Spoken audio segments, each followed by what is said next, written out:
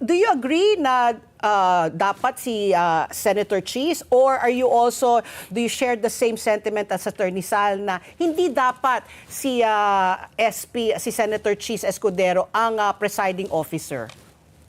Sa akin kasi, first and foremost, sa akin, ang pinaka-importante kasi when you have an impeachment trial or proceeding like this one, which is very critical and crucial, and kumbaga, maraming tao ang nag-aabang dito, including people from the international community, nakatutok sa atin, especially kasi very popular and controversial din ang si VP Sara in many respect, or ang the Dutertes in general. In general, kasi you have the father in the ICC also that will face a trial by November.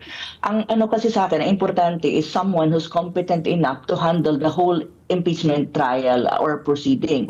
And you need a lawyer who is competent and who actually understand how it how he or she handles it, especially when you are using parliamentary procedure, and at the same time yung ano ba, yung legal. parang paano ba legal proceeding talaga. Kasi hindi naman siya criminal court, or it's not really the usual judicial court na meron tayo, kasi it's an impeachment trial, pero still you need someone who's competent. So ang ano kasi diyan, kaya nila pinilit na si Escudero or si Senator Escudero ang maging presiding officer ng impeachment trial, precisely because I think Senate President Gatchalian is not, I'm not sure but from what I know, hindi siya lawyer. And I don't think he knows exactly everything needs to be done, especially pag nagro-ruling. Kasi ang pinaka-importante dyan, di ba, nagro-ruling ang presiding officer sa mga very technical and very critical na mga motions and objections coming from the floor, both from the defense and the prosecution.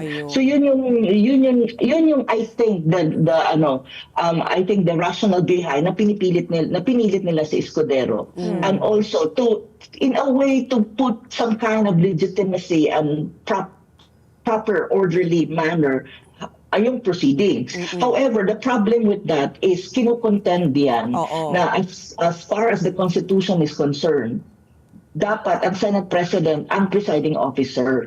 At ang sinasabi, there are a lot of jurisprudence na talagang dapat ganon, based on the, kumbaga, wala man siya explicit. Hindi kasi explicitly sinabi ng Constitution, pero ang framers ng Constitution, yun ang kanilang sinasabi na, if there is like a case like this, dapat ang Senate President. So may ganong kang contention. That's why Senator Alan Peter Cayetano was raising it.